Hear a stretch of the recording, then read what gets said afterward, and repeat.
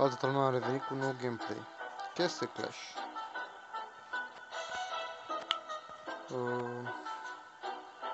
Este unul din preferatele mele.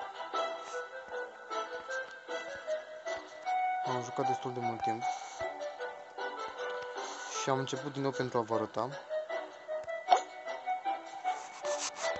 exact jocul în sine. Aveți Daily Reward, care primiți în fiecare zi câte mai mulți cu acesta. Puteți să câștiga gemuri, tot așa la fiecare intrare. Aveți dungeon-uri.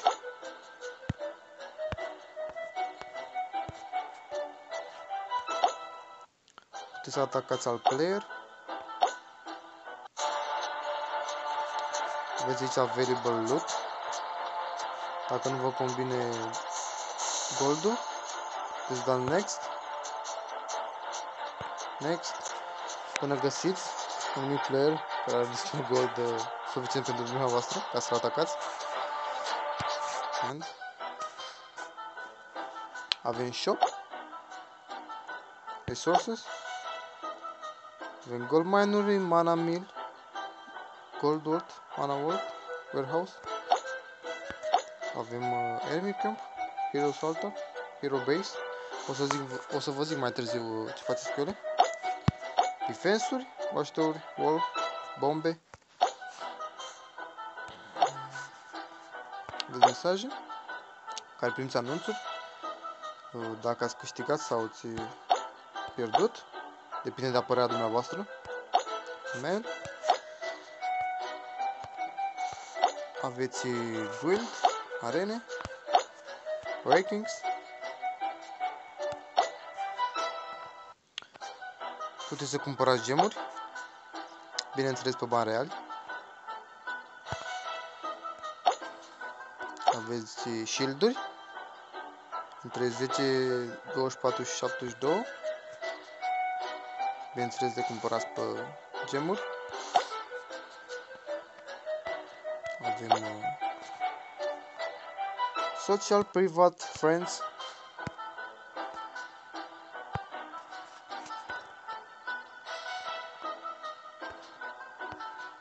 Putem să creștem nivelul la caractere.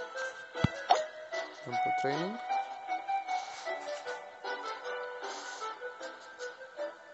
La fiecare 5 nivele pe care le-am completat la fiecare caracter. Putem să avansăm mai jos la un caracter mai bun.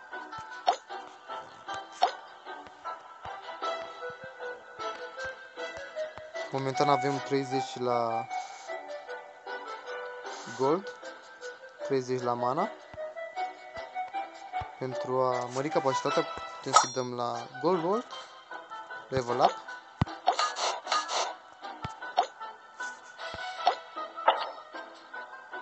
Timpul de la level up, bineînțeles, puteți să-ți încheiați cu gemuri. La fel la manual, level up, pentru a mări capacitatea.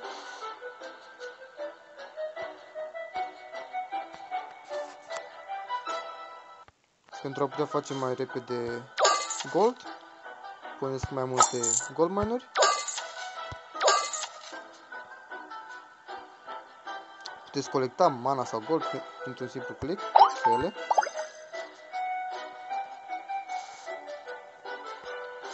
Watchtower-ul vă ajută atunci când sunteți atacat, atacă și el. Haideți să angajăm niște soldății de astea. Eu deja am angajat.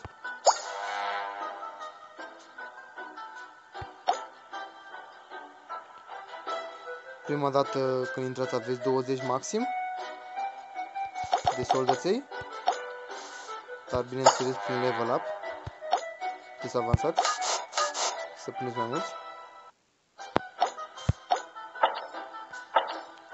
Puteți pune și mai multe tabere, evident, după enemy camp, ca să aveți mai mulți atacanți.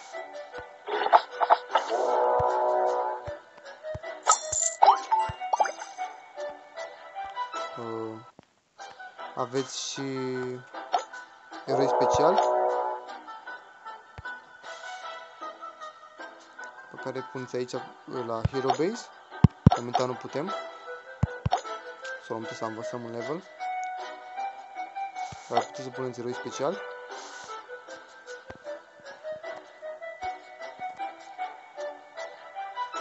Cam asta a fost despre Castle Clash. Un joc destul de frumos de altfel. Până data viitoare, eu sunt George și sper că v-a plăcut acest video. Dacă v-a plăcut, dați un like, un share. Vă salut!